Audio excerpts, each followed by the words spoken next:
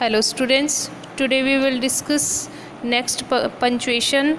In last video we will discuss about quotation mark and we will discuss next colon. Colon क्या होता है students? Colon इस तरह से दो डॉट होते हैं. Colon is used when you enumerate A list of person, things, place and etcetera. जो कॉलन है वो वहाँ पे यूज होता है जहाँ पे हम बहुत सारे लोगों को डिस्क्राइब कर रहे हो, उनकी किसी की लिस्ट बना रहे हो. ठीक है, जैसे कि यहाँ पे एग्जाम्पल दिया गया है, आई हैव मैनी थिंग्स, कि मेरे पास बहुत सारी थिंग्स है. क्या क्या है? Books, pens, sugar etcetera. ठीक है, तो इस तरह से जैसे सिचुएशन दी गई हो, किसी बहुत सारी लिस्ट को दिखाया गया हो, तो वहाँ पे कॉलन का यूज होगा. उसके बाद है सेमी कॉलन. सेमी कॉलन जैसे हिंदी में बोलते हैं उसको अर्धविराम. जैसे meeting was held on 25 October 2008, 15 January 2010 and 23 मार्च 2012. तो इस तरह से जो हम सेंटेंस बोलते हैं और उसको बीच बीच में रुकना होता है. तो उस जैसे कि ये डिस्क्राइब कर रहा है, मीटिंग वॉज हेल्ड, मीटिंग कब कब हुई थी वो सारी चीज़ें बता रहा है. सारी डेट यहाँ पे मेंशन की गई है कि कौन कौन सी डेट को कौन से ईयर में हुई. तो वहाँ ईयर के बाद यहाँ पे सेमी कोलन अर्धविराम का यूज किया गया है कि उस चीज़ को बताया गया है कि वो चीज़ें कब कब हुई, और उसके बीच में सेमी कोलन लिया गया है, थोड़ा सा अर्धविराम रेस्ट किया गया है सेंटेंस में. उसके बाद है हमारा एपिस्ट्रोफी. एपिस्ट्रोफी का साइन इस तरह से होता है. Apostrophe is use generally in two situation. Apostrophe का यूज़ दो सिचुएशन में करते हैं, जैसे टू एक्सप्रेस पोजीशन और रिलेशन. रिलेशन दिखाने के लिए, जैसे example Ram's books. Books apostrophe है ऊपर, और एस मदर्स, कि दो चीज़ों का आपस में रिलेशन है. जैसे राम्स हाउस, तो राम का और उसके हाउस के बीच में क्या हो गया? रिलेशन हो गया. उसके बाद मदर्स किचन, तो ये मदर्स का क्या हो गया? किचन होगा. किचन और मदर के बीच में रिलेशन दिखाता है. तो एपोस्ट्रोफी का यूज रिलेशन के लिए होता है. और दूसरा, to make two words one two combination. दो वर्ड्स हैं, उनको एक बनाने के लिए भी इसका यूज होता है एपोस्ट्रोफी का. जैसे दो वर्ड किस तरह से एक होते हैं, जैसे हेल्पिंग वर्ब के साथ अगर प्लस नोट, उसके बाद प्रोनाउन और हेल्पिंग वर्ब के लिए जैसे हम काफ़ी बार पढ़ते हैं. यहाँ पे देखिए डज और नोट, तो इसको डज नोट ना बोलकर डजंट बोलते हैं. डज के बाद एन है, उसके बाद एपोस्ट्रोफी है, तो डजंट में भी यहाँ पे एपोस्ट्रोफी का यूज होता है. डू नोट, तो यहाँ पे डोंट एपोस्ट्रोफी यूज होता है. जैसे यू आर, तो योर. हैज़ नोट, हैज़न या हैज़ंट भी बोलते हैं.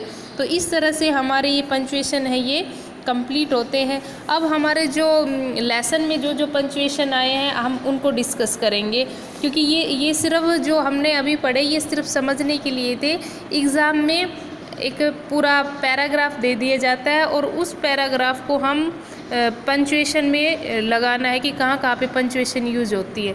तो देखते हैं. इसके बाद स्टूडेंट्स कुछ और पंचुएशन भी हैं, जैसे हाइफन.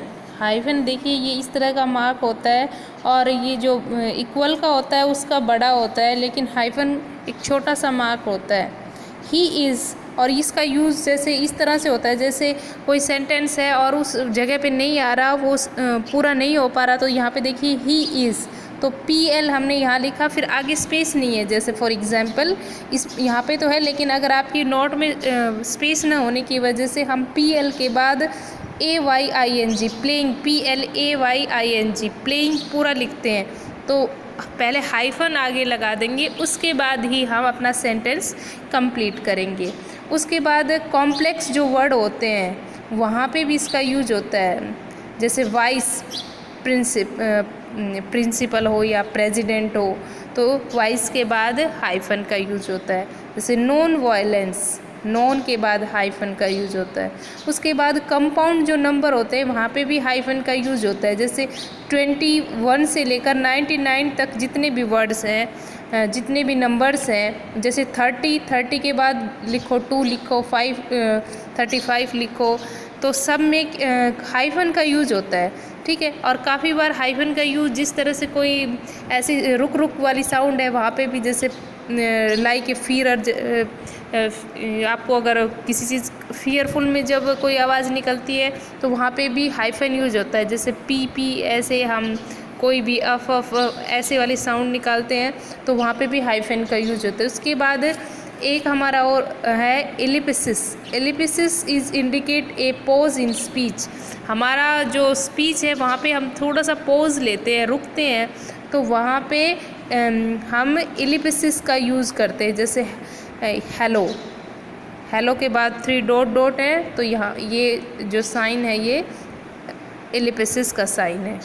ओके, यहाँ पे एक स्टेंजा है, उसमें कहीं भी कोई कॉमा, क्वेश्चन मार्क, एपोस्ट्रोफी कुछ भी नहीं दिया गया है।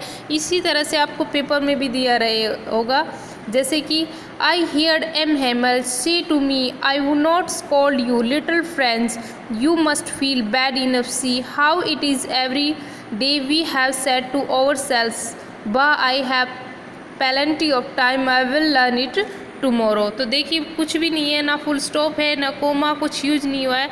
तो इसमें कहाँ का पंचुएशन बनेगी ये हमें कैसे पता चलेगा? हमें सबसे पहले सेंटेंस देखना है कि ये सेंटेंस किस टाइप का है, क्या बातें हो रही है। तो इसका आंसर करते हैं। जैसे आई हियर्ड एम हेमल से टू मी, तो देखिए यहाँ पे एम हेमल ने मुझसे कहा, तो यहाँ पे comma, I would not scold you little friends, तो यहाँ पे डबल कोमा क्यों आया है? क्योंकि ये बात कही गई है लिटिल फ्रेंड्स। उसके बाद यहाँ पे यूज हुआ है सेमीकोलन, यूज हुआ है you must feel bad enough, और यहाँ पे हमारा सेंटेंस कंप्लीट होता है, इसीलिए यहाँ पे फुल स्टॉप आता है। सी हाउ इट इज़, ये सेंटेंस हाउ इट इज़ तो एक्सक्लेमेशन है।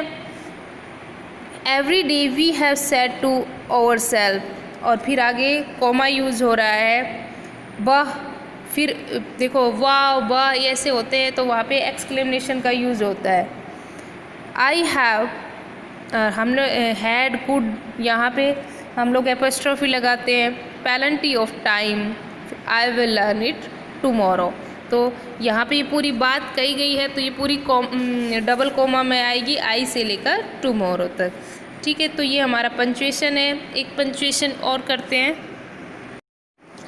आई like the game he hums content to watch standing behind the fence I go inside when no one is round he admits the gatekeeper lets me use the swing, तो यहाँ पे भी कोई comma, full stop कुछ भी नहीं दिया गया है। इसका आंसर हम करते हैं। आई लाइक द गेम, देखिए यहाँ पे कोई बात बोली गई है तो वो डबल कोमा में आएगी। He hums comma content to watch standing behind the fence, fence में हमारा जो सेंटेंस है कंप्लीट हो रहा है और उसमें फुल स्टॉप आएगा।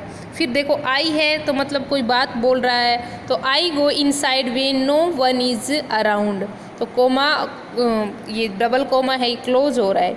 ही एडमिट्स, फिर से एडमिट्स में कंप्लीट सेंटेंस हो जाता है और फिर कोई बात बोल रहा है, इसीलिए डबल कोमा में the gatekeeper lets me use the swing, ठीक है। डबल कोमा क्लोज हो जाता है और फुल स्टॉप, ठीक है students. This is our punctuation जो एग्ज़ाम में आएंगी तो आपको इसकी प्रैक्टिस करनी है। Thank you.